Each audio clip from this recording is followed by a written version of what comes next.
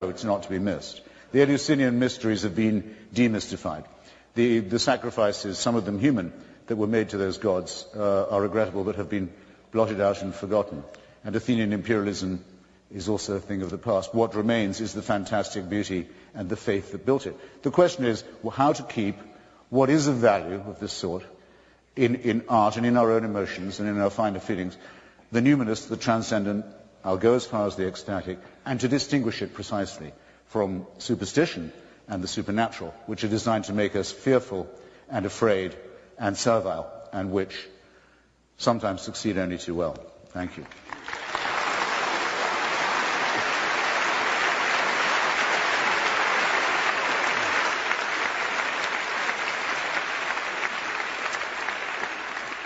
Well, it's now time for the final act in our debate, closing statements. We'll do that in the reverse order of our opening remarks. So, Christopher, I'm going to call on you again to speak. Your closing remarks, please. I'm not ready. Okay. I didn't know it was coming. And, Tony, what do you say? Would you rather have another question? There's so many people who've got them. I'm happy. I'd rather answer another question. Let's take another question. Okay. In other words,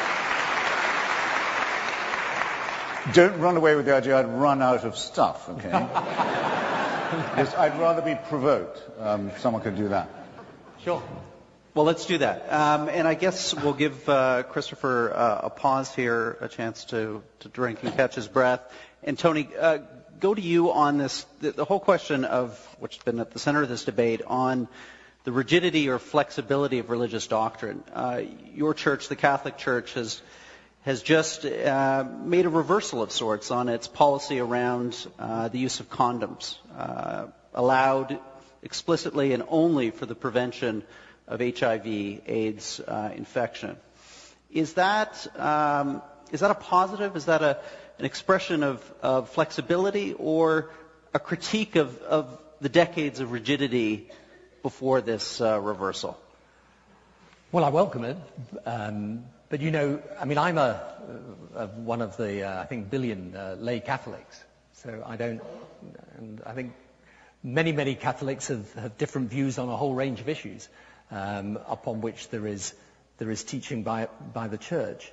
I just wanted to pick up something, if I might, that Christopher said, because I thought his discussion of the transcendent was very interesting, actually.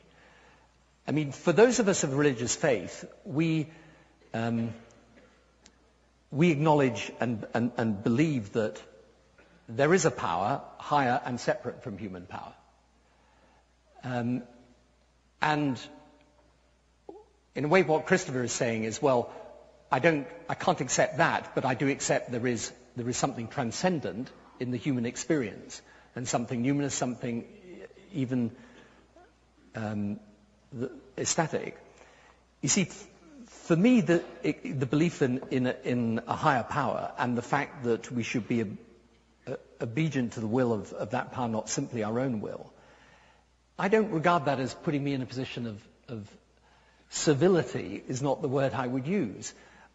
I would use the word obligation. And, you know, it is of course absolutely true that when I can point to any of the acts that I say are inspired by religious faith, you can say, well, they could easily have been inspired by humanism. But I think that for those of us that are of faith and do believe that there is something actually more than simply the human power, this does give you, I think, a humility. It's not all that can give you a humility, but it does. I think, and I have witnessed this myself, I remember, actually again to refer to Northern Ireland, when I met some of the people who were the relatives of those who died in the Omagh bombing, which came actually after the Good Friday Agreement and was the worst terrorist attack in the history of Northern Ireland. And I went to visit the relatives of the victims, and I remember a man saying to me, who had lost his loved one in the bombing, saying to me, I have prayed about this, and I want you to know that this terrible act should make you all the more determined to reach peace and to not stop your quest for peace. And it is completely true that, of course, he could have come to such an extraordinary, and I would say transcendent view of forgiveness and compassion without religious faith. But it was what led him to that. And so I think you can't ignore the fact that for many of us, actually religious faith is what shapes us in this direction. And not because we are servile or base our religious faith on superstition or contrary to reason, indeed. Which is why I've never seen a contradiction between Darwin and being someone of religious faith. But we do genuinely believe that it impels us in a way that is different and more imperative, in a sense, than anything else in our lives. And, in a way we wouldn't be being true to ourselves unless we admitted that. So that doesn't mean to say that someone who is of no religious faith couldn't be just as good a person, and that is, I do not claim for an instant that anybody who is of religious faith is in some way a superior or better person than someone who isn't. But I do say that religion can and does, in the lives of millions, actually hundreds of millions, in fact billions of people, does give them an impulse to be better people than otherwise they would be. I would ask for your closing statement. 5 minutes for your closing statement each. Yep. So now on to our closing statements. Christopher, you will begin. Okay. You have 5 minutes on the clock. I think a way I might do it actually is by commenting on what Tony just said, because he succeeded in doing what I had hoped I might get him to do earlier, which is to allow me to drive him back onto the territory of metaphysics with which I began, because we did need to transcend that, and thus to get beyond questions like, well, are religious people good, are they bad, and other things that are very important. Does religion make them behave better or worse, and so forth. I'll give you, and I'll challenge Tony on an example. I mentioned earlier our attachment to the labour and socialist movement in our lifetimes. For a very long time, we had in that movement a challenger, apparently from the left, the communist movement, which has only been dead a very short time now. It actually hasn't died everywhere yet, and which said it had a much more comprehensive and courageous and thoroughgoing answer than we did to the problems created by capitalism and imperialism and other things, and really proposed a fighting solution. And if I was to point to you the number of heroic people who believed in that, and the number of wonderful works especially of fiction, novels and essays written by people who believed in it, you could probably all of you mention one of your own. If you were a Canadian, I hope they still teach about him in school, the great example of Norman Bethune, heroic doctor who went to volunteer in China during the Civil War on the communist side, did amazing work, invented a form of battlefield blood transfusion. Just one among many examples. It was the communists in many parts of Europe who barred the road to fascism in Spain and kept Madrid for many years from falling to Franco and Hitler and Mussolini. Gandhi may take credit for the Indian independence movement, too much in my view, but no one would deny the tremendous role played by the Indian communists in doing this, in helping to break the challenge, break the hold of Great Britain on their country. As a matter of fact, some people find it embarrassing to concede this, but I don't, as a supporter of it myself. The African National Congress, Nelson Mandela's party, at least half of its members of the Central Committee and the Executive were members of the Communist Party until quite recently, very probably including Mandela himself. There's no doubt about it. There was real heroism and dignity and humanism to those people, but we opposed it. We said, no, it won't work. Why won't it work? It's not worth the sacrifice of freedom that it implies. It implies that all these great things can only be done if you'll place yourself under an infallible leadership. one that once it's made a decision has made that decision and you are bound by it. You might conceivably notice where I'm going here. It's why many of the people, the brilliant intellectuals who did leave it, left it very often for as high reasons of principle as they joined it in the first place.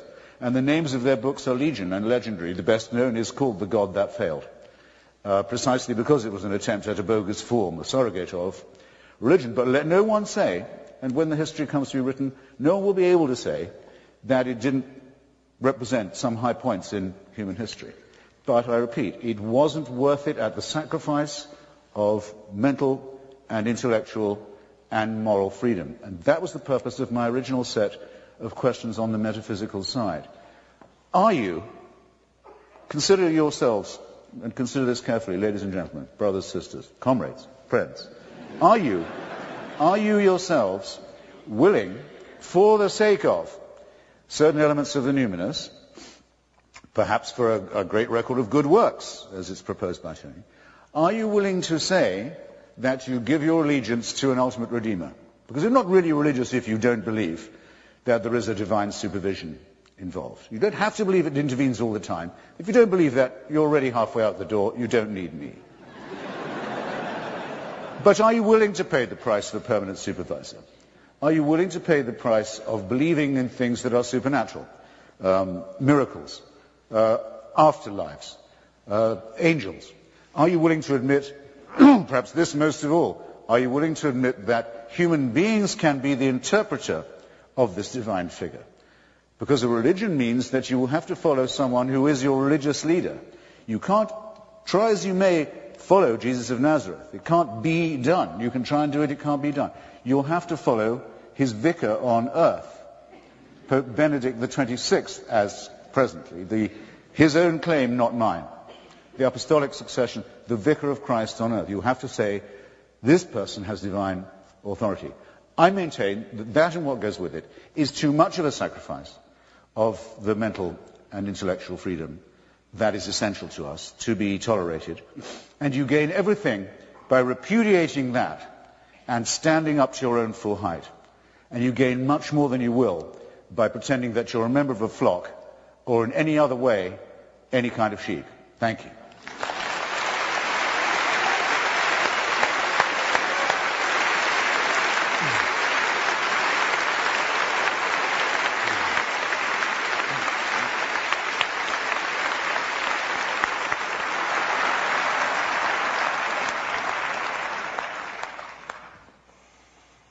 I was just, when Christopher was talking there about times in the Labour Party together, I was just recalling after we suffered our fourth election defeat in a row in the Labour Party, meeting a party member after the fourth defeat who said to me, "The people have now voted against us 4 times. What is wrong with them?"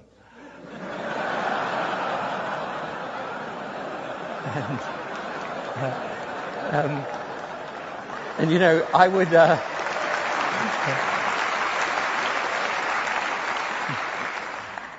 say that actually the example of communism shows that those that want to suppress freedom, those who have a fanatical view of the way the world should work, those are not confined to the sphere of religious faith, I'm afraid. It is there in many, many different walks of life. So the question is, for me, this is not about how I, with a belief for me as a Christian, with a belief in Jesus Christ,